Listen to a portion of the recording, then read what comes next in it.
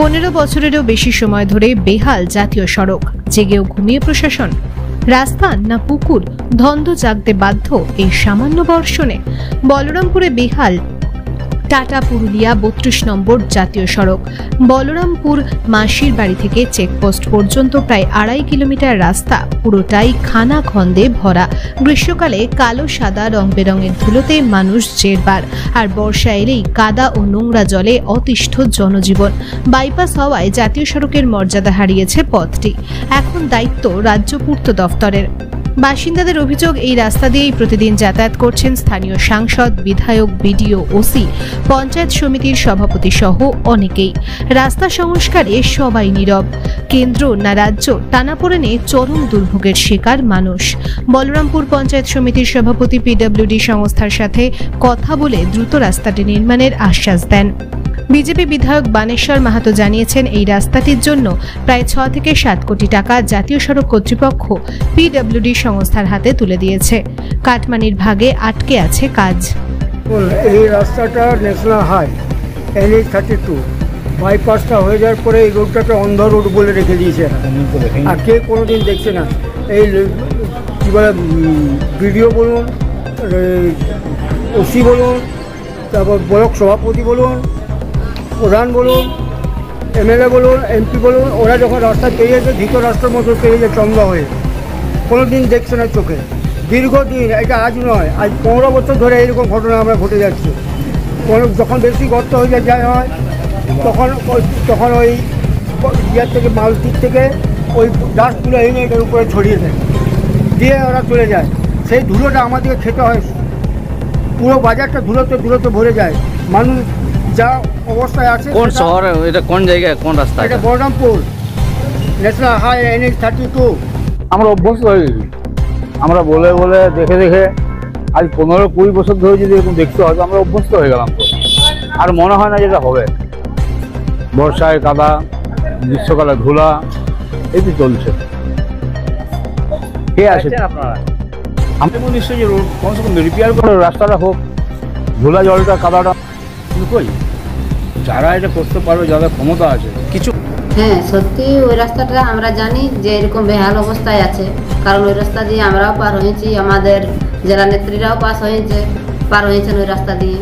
তবে যতটা আমি জানি যে এই রাস্তাটা অলরেডি কেন্দ্রীয় সরকার মানে আন্ডারে ছিল, সেই সরকার না করে এখনো পর্যন্ত আমাদের এই পিডব্লিউডি এর মানে হ্যান্ড ওভার করে দিয়েছেন, যাতে পিডব্লিউডি করে বলে, কিন্তু এখনো সেইটা অতটা জানা নাই। তবে পিডব্লিউ আমি খবর নিয়ে দেখবো যাতে সেই কাজটা ঠিকঠাকভাবে করে বা জলদি করে।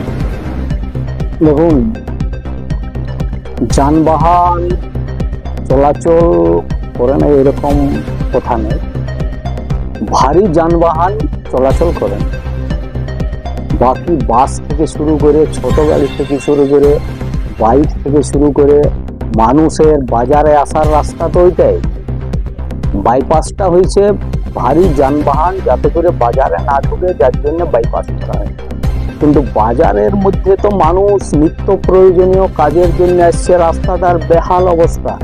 আমি বারবার NHকেও বলেছিলাম, এবং NH এর কাছে আমাকে যেটা ওনারা জানিয়েছেন বা আমি যা খবর পেলাম, NH পিডব্লিউডিকে দিয়েছে এবং প্রায় 7 থেকে 8 করোড় টাকা ওনারা রাস্তাটা রিপেয়ারের জন্য দেওয়া হচ্ছে।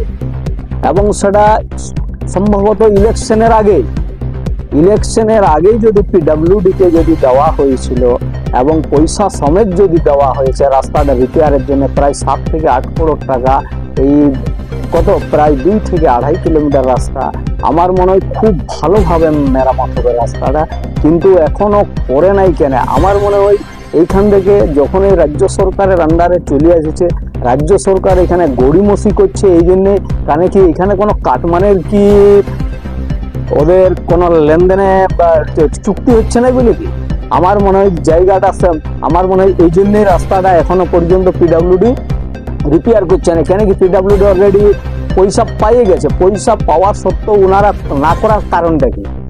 আমি এটা পিডব্লিউডির কাছে প্রশ্ন রাখলাম এবং পিডব্লিউডিকে বলবো অতি সত্বর রাস্তাটা যেন নির্মাণ করা হয়, কেন কি স্কুল যাওয়ার সময় ছাত্রছাত্রীদের প্রচণ্ড অসুবিধা হয়, নিত্য প্রয়োজনীয় যারা বাজারে আসছেন তাদের, এমনকি বা সাইকেল তো দূরের কথা, পায়ে হাঁটারও অযোগ্য রাস্তা তৈরি হয়েছে, খানা খন্দে ভরে গেছে। যে কোনো সময় বাইক, টোটো এবং সাইকেলের দুর্ঘটনা ঘটছে, এর দায়ভারটা নিবে। তাই আমি রাজ্য সরকারকে বলবো ইমিডিয়েট অতি সত্বর যেন রাস্তাটা মেরামত করার ব্যবস্থা করা হয়। তা নাহলে যদি কোনো রকম দুর্ঘটনা ঘটে তার দায়ভার কিন্তু সম্পূর্ণ পিডব্লিউডি এবং রাজ্য সরকারকে নিতে হবে।